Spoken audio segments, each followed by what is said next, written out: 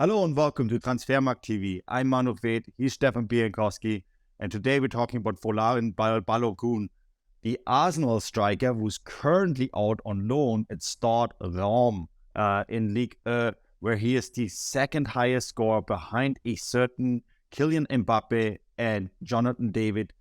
Stefan, this guy has been mightily impressive, has been making the headlines, and his market value has recently also gone up. I think since he joined Stade Reims, he's gone from 7 million to 25 million euros. Just a very impressive player who, in many ways, has a lot of choices. So let's just get stuck into this. Yeah, absolutely. He's been nothing short of a revelation in French football this season.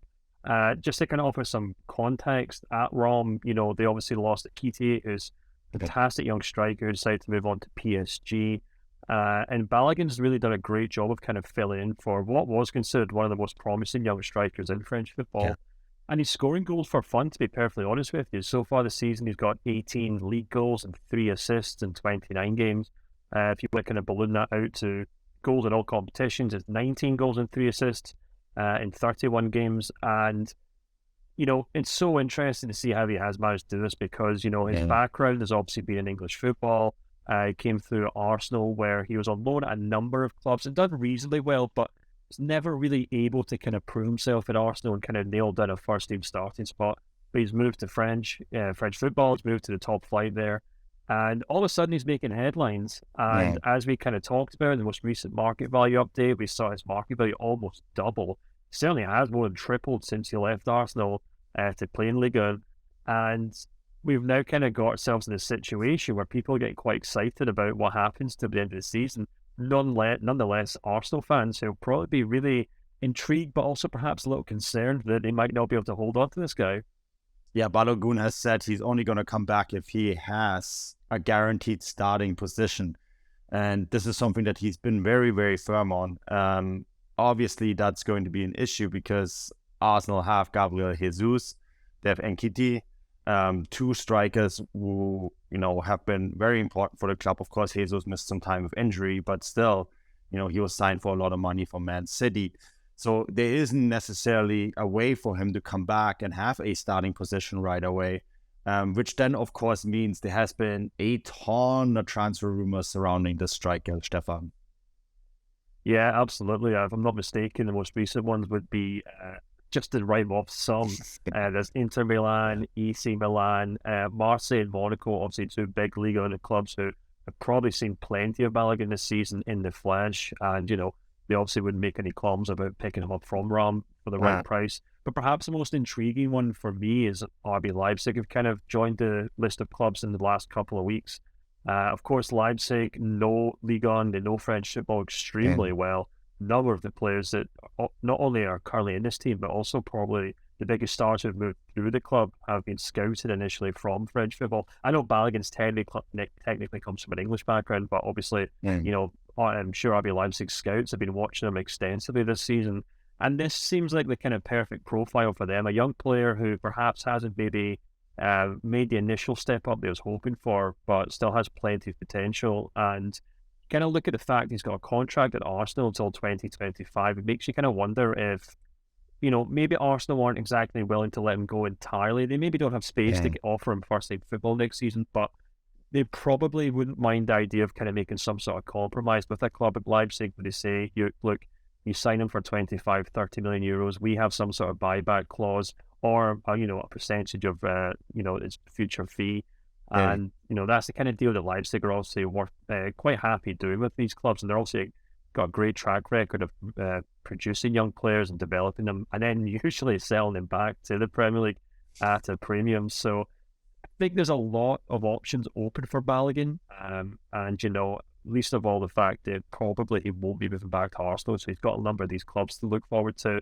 But on top of that, Manu, on top of his domestic and club football, he's also got his international football to consider as well, doesn't he?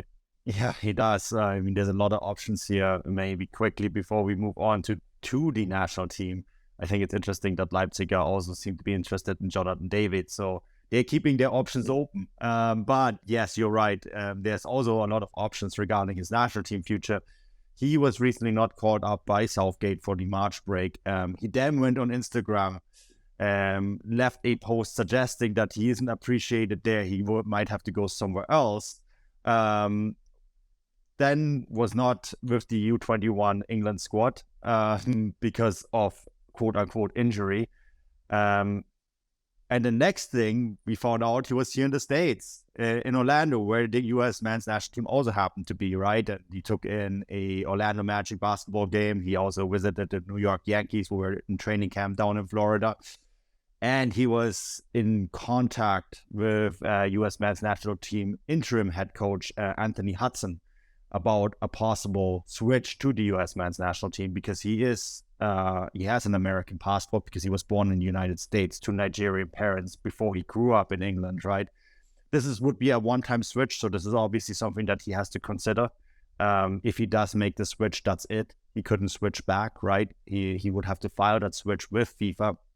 So this is a step that he has to really think through, but he does have a ton of options. If England doesn't guarantee him the starting minutes, then he could very well end up with the US men's national team or even Nigeria, Stefan.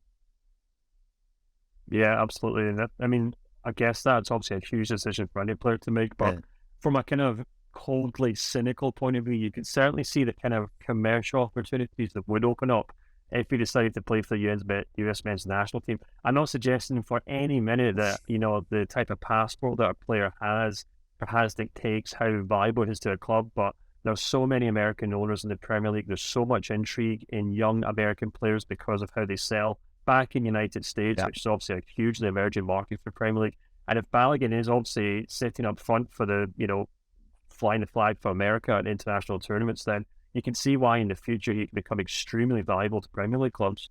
Yeah, 100%. Leipzig would probably love an American as well. So would all the other teams, because it just opens up a lot of avenues. We see that now with the World Cup coming in 2026 to the United States, which is, of course, also intriguing for Balogun, I'm sure. But Stefan, that's it from today.